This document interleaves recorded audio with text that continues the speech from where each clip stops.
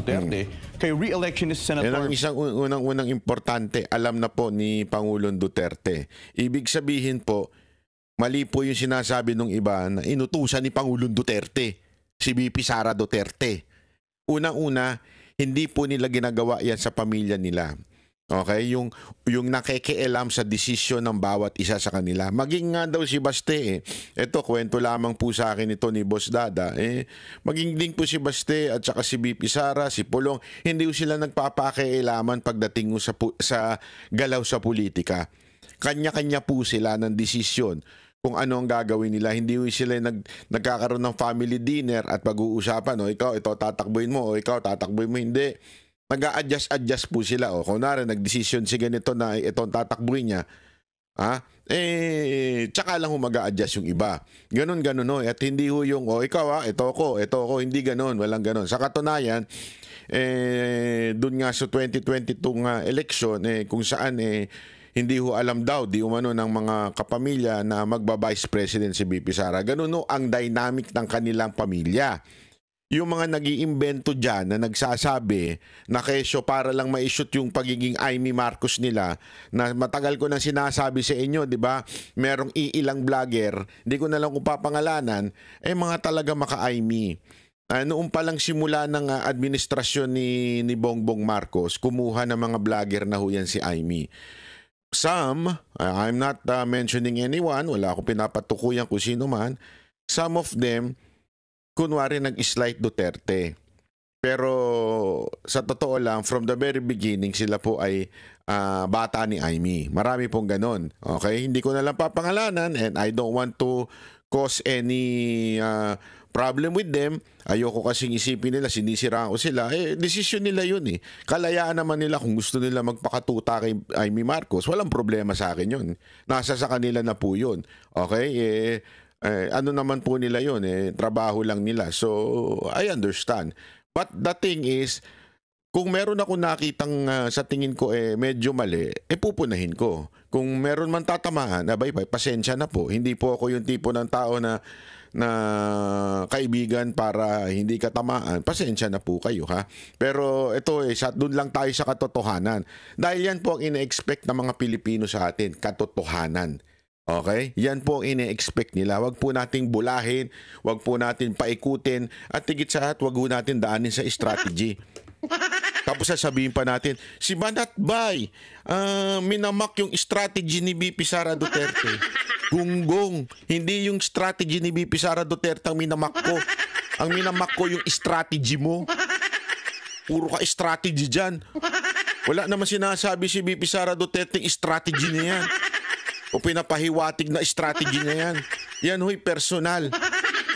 Ako, suportado ko si VP Sara Duterte. Walang problema talaga. Kahit 2022 nga, hindi ko nga siya kinampanyan sa unit team. Pero hanggang ngayon, suportado ko po siya. Pero hindi ibig sabihin nun, lahat ng i-endorse niya ay aking pong sasamahan. Akin pong titignan at sisiyasatin. Dahil meron naman po tayong kanya-kanyang independent na utak.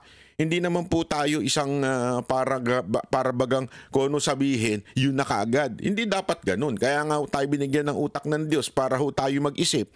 Kaya nga tayo binigyan ng isip para ho tayo ay talagang magdesisyon ng tama. Hindi ho basta-basta, sige lang, okay na, ganito na. Huwag ganun, di ba? Huwag ho tayong parang mga robot lang. Tuloy. Amy Marcos. Ano naman kaya ang naging reaksyon ng dating Pangulo sa kontrobersyal na hakbang na ito? Sige nga. Alamin ang buong detalye sa report ni Anton Cero. No comment lang si dating Pangulong Rodrigo Duterte sa ginawang pag-endorso ni Vice President Sara Duterte kay re-electionist Senator Amy Marcos ayon kay Hanelet Abansenya. Muling nabisita ng mag-inang Hanelet Abansenya at Kitty Duterte si dating Pangulong Rodrigo Duterte sa kanyang detention facility sa International Criminal Court o ICC. Sa kanilang pagdalaw ay binahagi ni Hanelet na nananatiling matatag at maayos ang kalagayan ng dating Pangulo. Patuloy niya ang kanyang panalangin at pananalig na isang araw, makakalabas din siya sa pagkakapiit. Okay na siya. Nag-pray me and iyon na siya rin. makagawas na gud siya. Tinuod. Yes. Manifest gud niya. Pagdating sa posibilidad na makabalik si dating Pangulong Duterte sa Pilipinas, buo ang pananalig ni Hanilet na may mas mataas na kapangyarihang kikilos Yun. para may sakatuparan ito. God will make a way. Wala silang Yes, ganun. Kanta-kanta tayo ngayon, sabay-sabay tayo. God will make a way where there seems to be no way. Favorite ko yan, kanta ni Don Moen. Paborito yan ng aking nanay na pumanaw na po. Uy, birthday niya, April 8 ha. Huwag niyong kakalimutan, batiin ha. Belated, ika nga. Oh. Tapos ito to, God will make a way where there seems to be no way. Yung mga sa tingin natin mukhang malabo na, ay tayo'y manalig lang. Hindi ko naman sinasabi ang solusyon ng Panginoon sagutin lahat ng ating katanungan o di kaya sagutin ng lahat ng ating panalangin. Maaring meron siyang ibang paraan ng pagsagot. But the point here, God will always make a way. But sometimes that way, hindi natin maintindihan kung ano yon. Basta ang importante, kapit tayo na God will make a way. Oh. ang gawa ito ng tao, pero ang gawa ng Diyos hindi na kayang labanan ng tao. Yan ang magandang mensahe. Alam mo, yan ang magandang kasi sinasabi nung iba, bakit ganyan si Hanilet? Siguro ano lang yan. Paano ano lang yan? Hindi, alam mo si Hanilet, ang balita ko devout Christian daw talaga po ito si Hanilet. At sabi nga niya, ito'y gawa ng tao, gawa ng damonyo. Alam naman po natin na nagsilbi naman po. Kasi maraming nagpupuna dyan. Ngayon, bakit nyo tinatawag ang Diyos? Dati, di ba, minumura ni Duterte ang Diyos. Yan ang hindi maintindihan ng iba. Yung pagmura ni Pangulong Duterte ng Diyos, yun po yung mga Diyos-Diyosan. Hindi po yun, kasi ang problema sa atin, yung iba, basta lang natin tinake for parang literal yung kanyang sinabi noon, di ba? Yung sinabi niyang, God, your God is stupid. Which is true. Di ba? Kasi nga, my God, sabi nga niya, my God is not, ito ang sinabi niya, pinaliwanag niya. Tapos, your God is so stupid. Hindi niya sinasabing, si God ay stupid. Ang sinasabi niya doon, your God. Kasi sometimes marami tayong God Sa totoo lang, sa buhay natin, iba-iba ang Diyos natin. Hindi ko ibig sabihin yung Diyos na lumikha, hindi yon. Marami tayong kanya-kanyang Diyos. Minsan nga, ginodiyos natin kahit yung ating jowa. O kaya ginodiyos natin yung ating sasakyan. O kaya ginodiyos natin yung ating karir. Totoo. Sometimes kasi, iyon ang definition, kaya nga yun small letter gods, di ba? The gods of our life. Yan po yung marami hong kaya nga di ba sinabi ng Panginoon na huwag kayong magkaroon ng ibang Diyos kung hindi ako because I am a jealous God.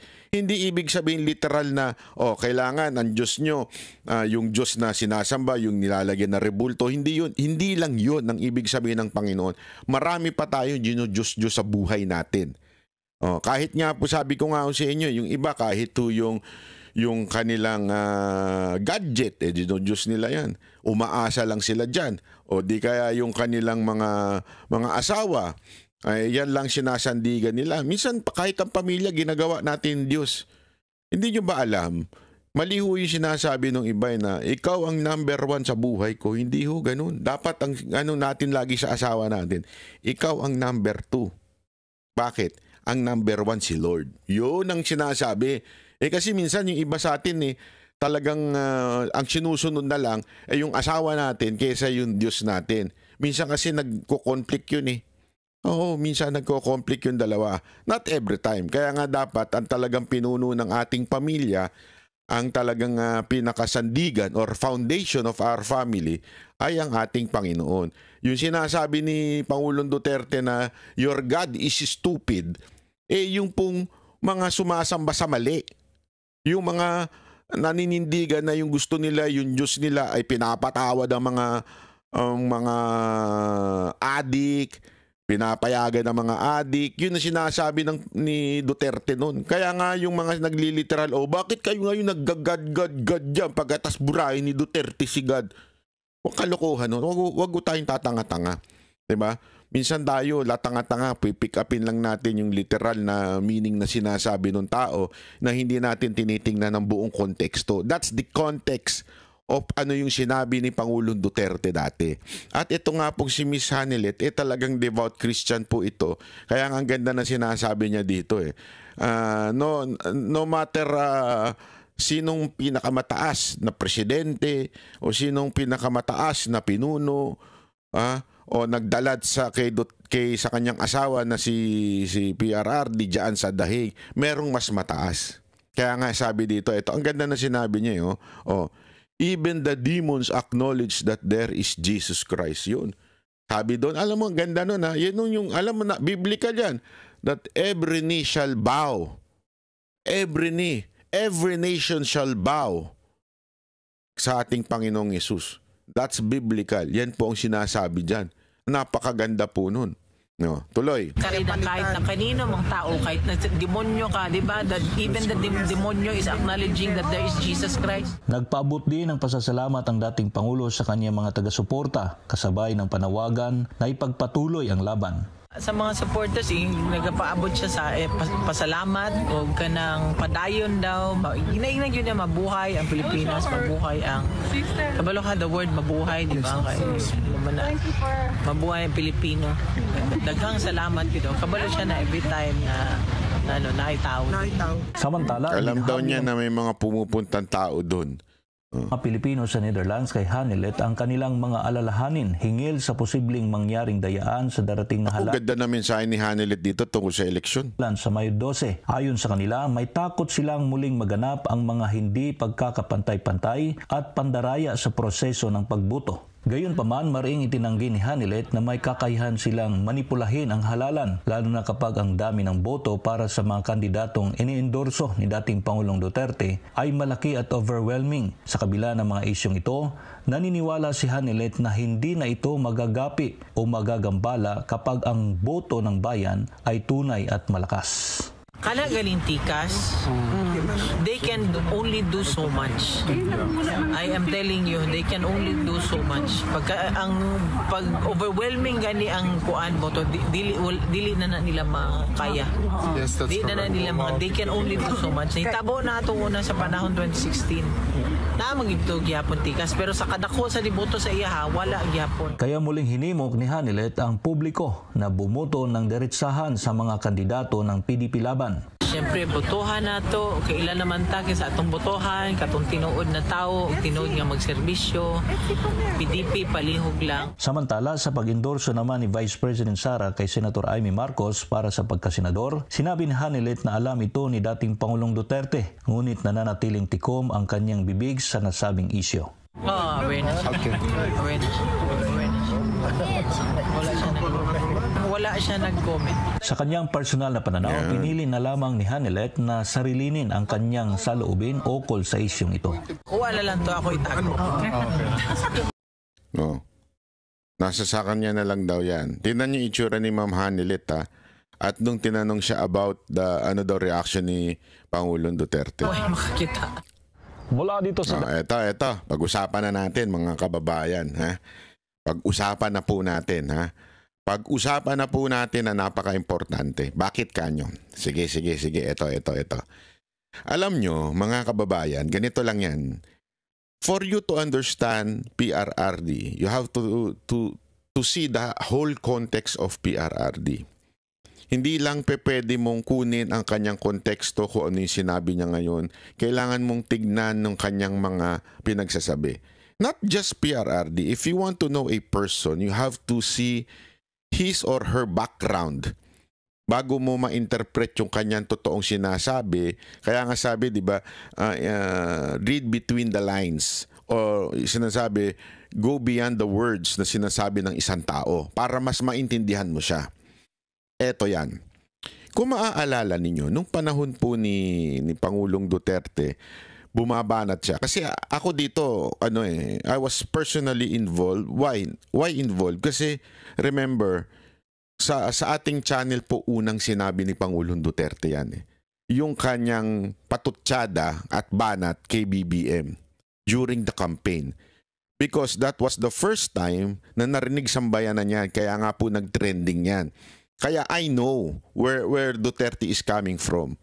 Unang banat niya kay Bongbong Marcos ay yung interview natin. Nakita kong binanatan niya. Yung mga sumunod, okay, nabanat niya.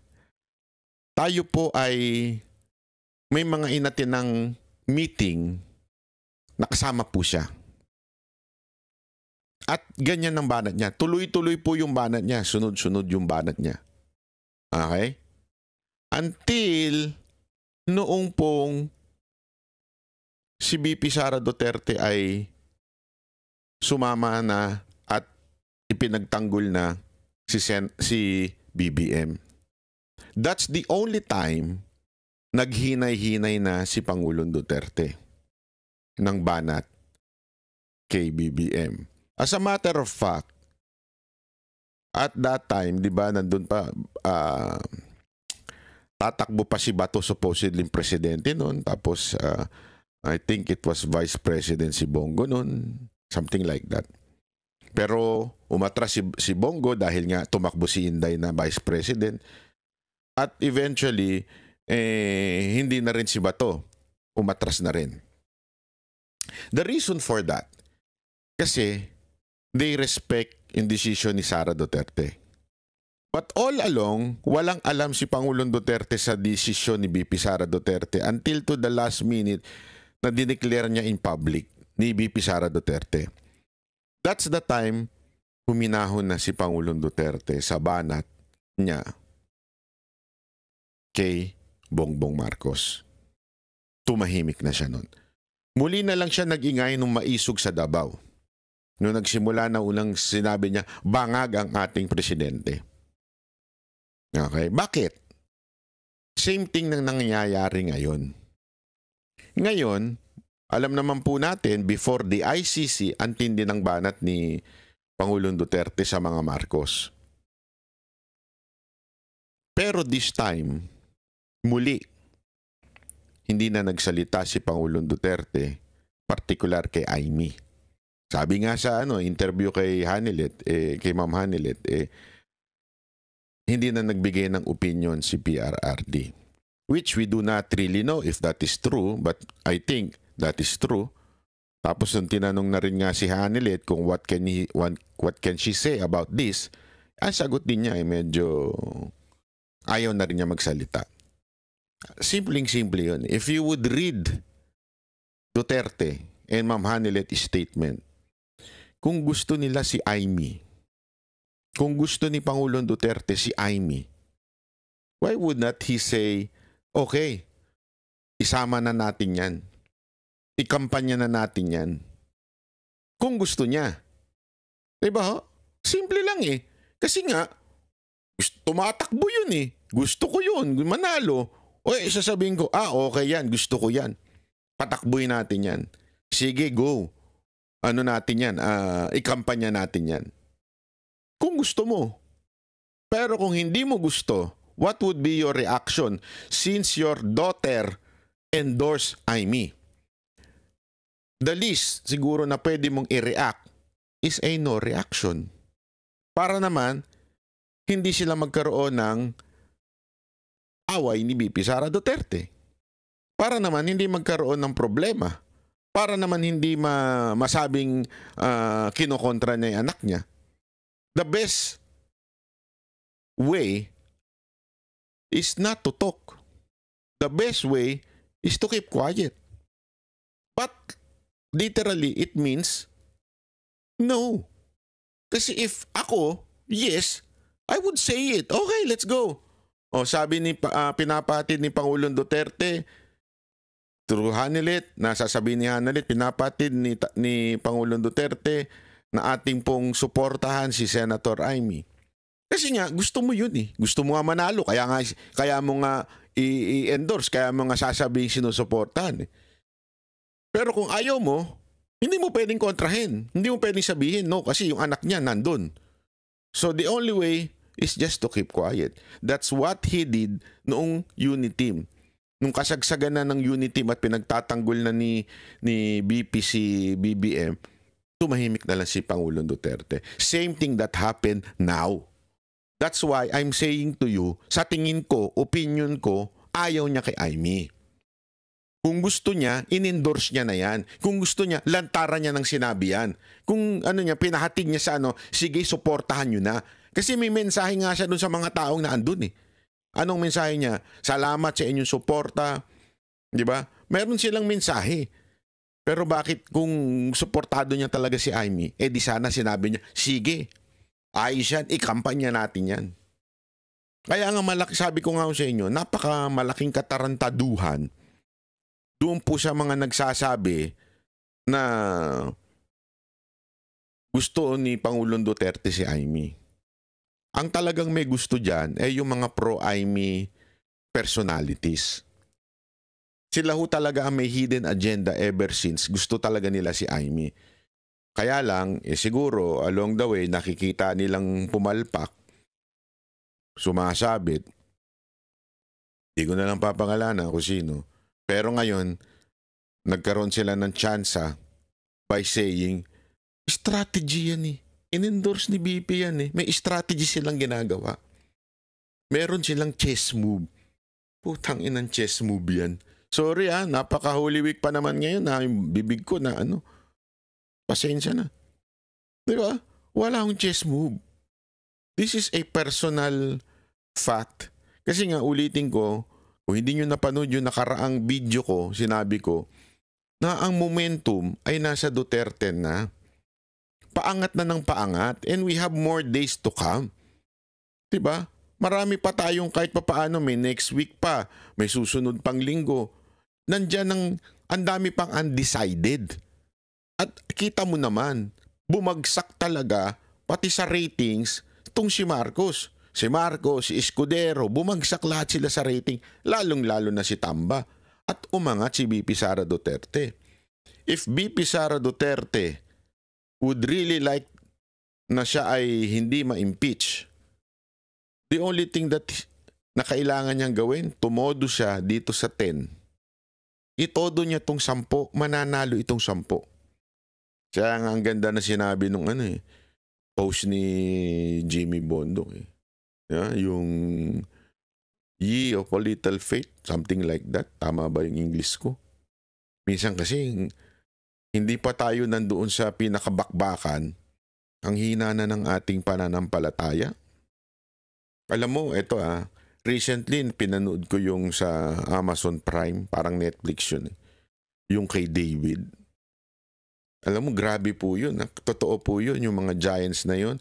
If you would read the scripture, talagang meron talagang giants nun. It's because may mga angel na nakipagtalik sa human and yung mga anak naging giants. Yun po ay historical, although not talagang binanggit. Pero merong binanggit doon na merong mga angel na gumawa ng immorality with humans.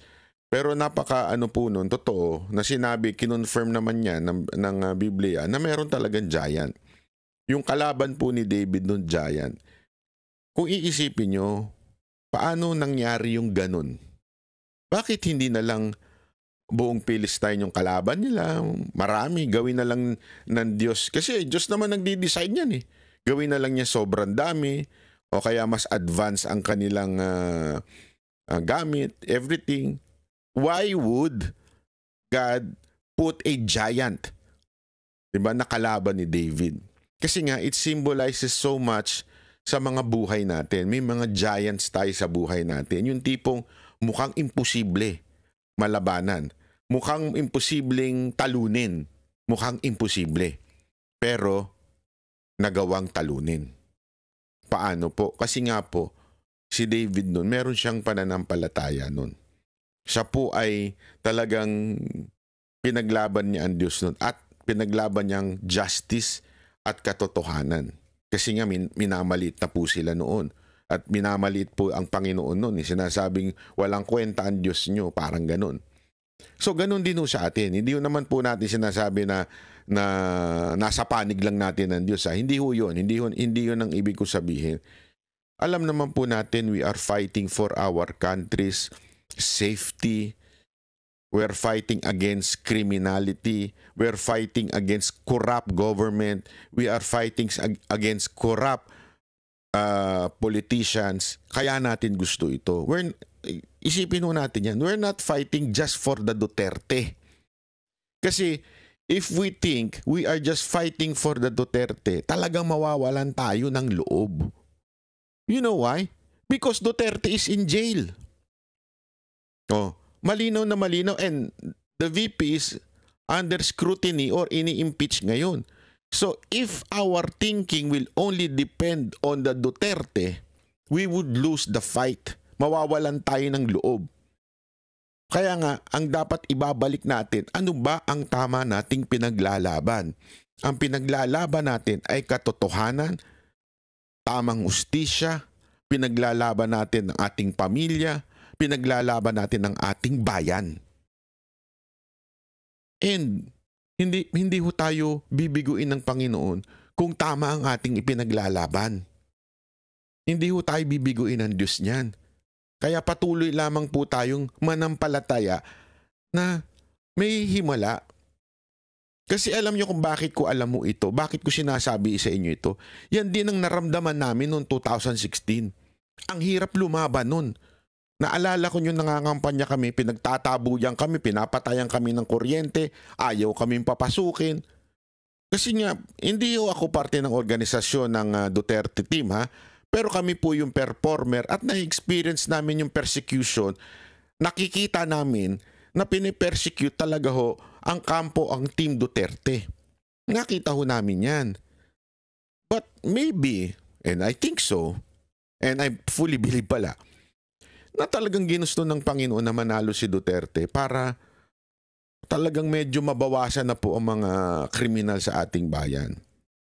Ngayon, have faith. Magkaroon tayo ng pananampalataya na lahat ng nangyari na ito, even yung pagkakulong ni Pangulong Duterte, it's part of God's plan. Para mas lalo na yung ipaglaban yung mga kandidato natin. This is part of God's plan. Lahat po yan na nangyari.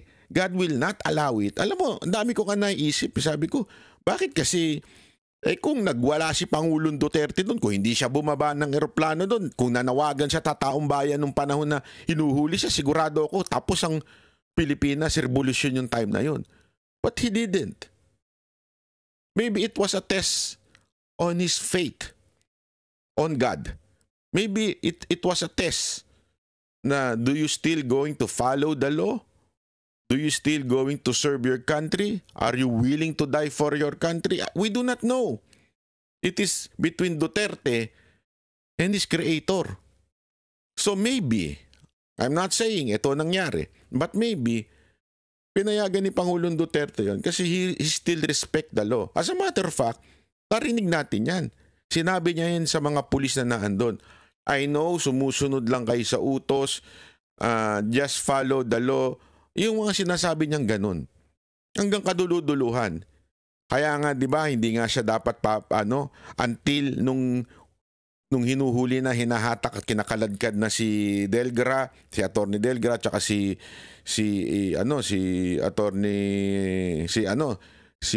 Executive Secretary, di ba?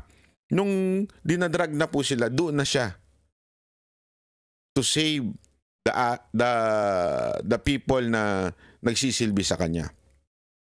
Which also ginawa ni Pastor Kibuloy. 'Di ba nung magkakapatayan na, yung talagang nagready na.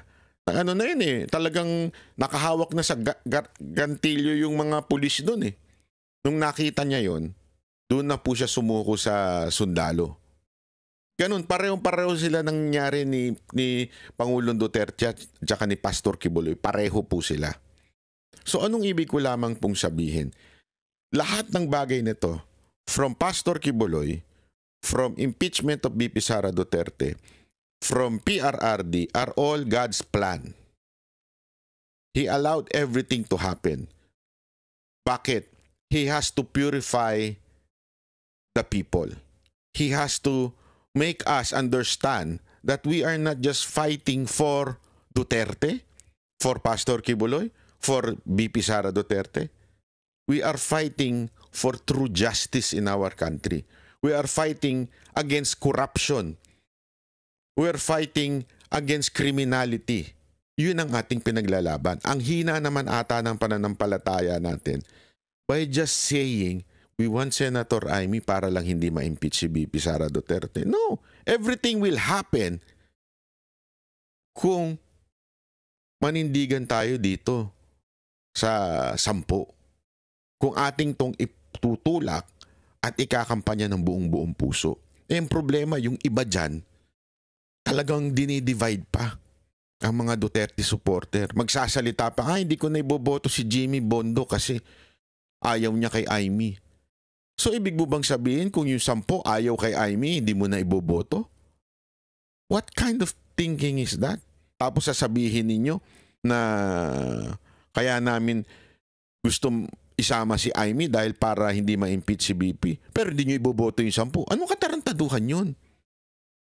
Di ba? Tapos ikaw na ang matalino. Lupit mo rin, ano, Brad? Ikaw na talaga yung malupit. What kind of thinking yung ganyan?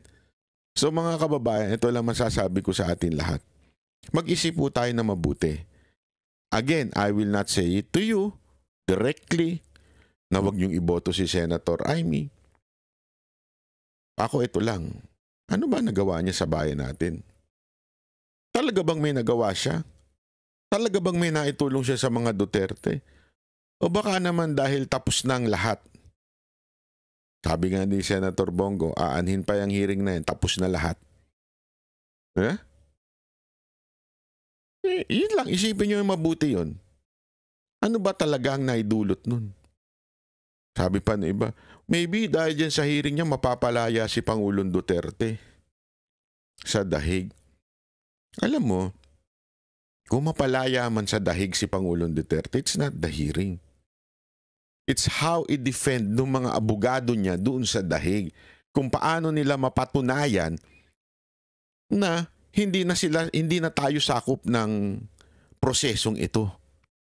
Hindi na tayo parte ng ICC at wala nang katungkulan na para ipakulong si Pangulong Duterte. Pangalawa, kung ano man yung mga akusasyon na dati pa tayong membro ng ICC ay lahat po yan latak.